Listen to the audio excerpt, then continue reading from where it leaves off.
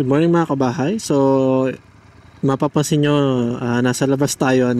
So, ngayon kasi, papakita ko sa inyo kung paano makarating sa Victoria, South of Alabang kung galing ka ng Manila via MCX or yung Muntinlupa, Cavite Expressway. So, itong nakikita nyo kalsada sa harapan natin, yun yung expressway.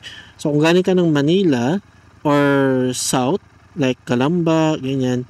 So, dito ko pa rin mag-exit sa area na yan, and then didiretsuhin natin ang kalsada to para makarating tayo dun sa Daanghari Road. So mula doon papakita ko sa inyo mga establishment na malapit, at syempre tulad nga ng nabanggit ko kayo, papunta sa Victoria, South of Alabang. So punta tayo. Okay, so dito so pag gantong oras medyo maluwag pa talaga.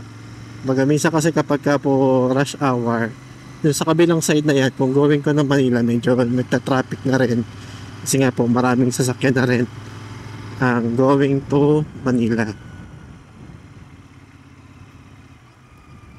So, eto, medyo merong malaking rotonda dito. So, pagdating mo sa rotonda na yan, ito naman yung Daanghari Road. So, kakaliwa tayo dito. At makikita nyo naman yung Evia. So, yung Evia na yan, may mga malls. Siyempre, marami na rin po mga subdivision dito or developments. Kaya, may mga malls talaga na. Nade-develop talaga itong area na ito. So, kaliwa ka ulit dito. Kasi pag dumiretso ka dun kanina, papunta ng Bacoor. Ito naman, pagka kumaliwa ka dito, papuntang expressway na ulit yan. Pero dito tayo dadaan, sa Daang Reyna. So, ito yung kalsada papuntang Victoria South at Alabang. So dito may mga high-end subdivision pa rin, like Porto Pino. Okay, so yan. So isa sa mga iconic na simbahan dito ang Fernbrooks.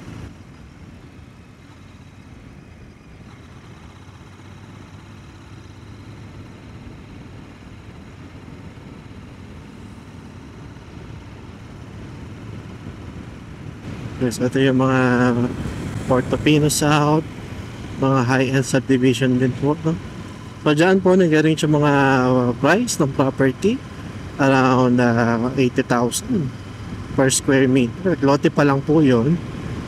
So medyo mahal talaga. Mahal po talaga. Kaya kung nakatira ka dito sa area na to, syempre expect mo na mahal din talaga yung mga property, ibang property.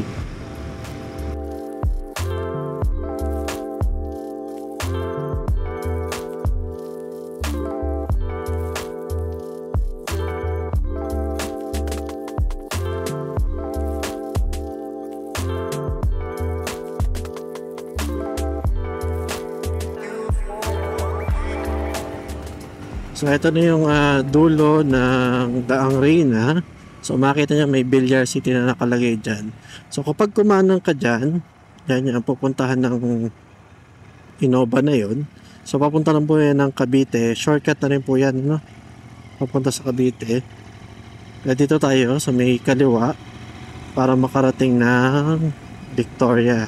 So yan, papansin nyo dito, andyan na yung nakalagay na karatula nila Victoria, South of Alabang. Okay, so ito na yung pinakakabuuan. So dito medyo maluwag pa yung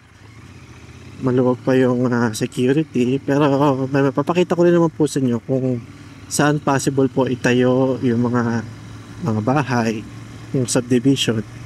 Okay. So kahit sabihin na ito ay buong Victoria, South of Alabang, may mga phase or mga subdivision pa po dito sa loob. So doon talaga itatayo yung mga unit.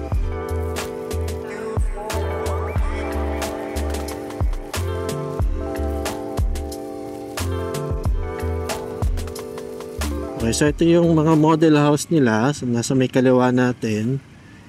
So yun yung dalawang model house nila, pero apat yan kasi may turnover at merong model unit.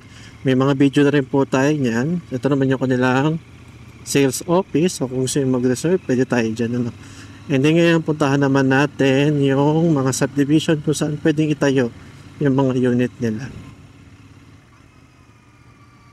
Okay, so isa dito sa Ruby Park. So yan, pwede niyang itayo yung mga unit. Dito yung Alisa at saka po yung ating Samantha. Okay. So kung papansin nyo dito, medyo maraming bata kasi po may elementary school, public elementary school. So yan. Kung gusto nyo po may mga estudyante kayo, pwede na rin naman dyan. Okay.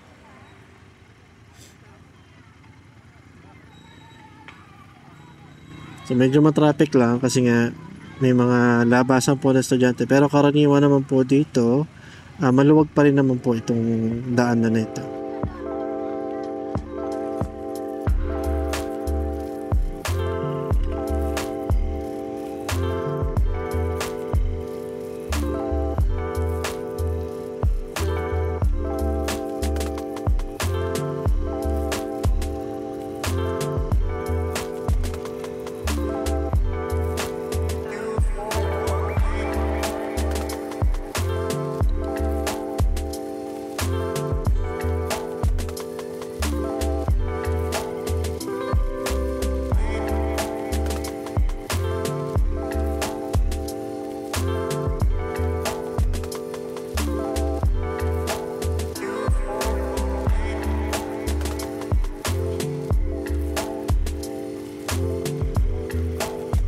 So dito papansin po ninyo may mga ibang subdivision pa din at saka may mga yan, pwedeng may mga talipapa, may mga general merchandise.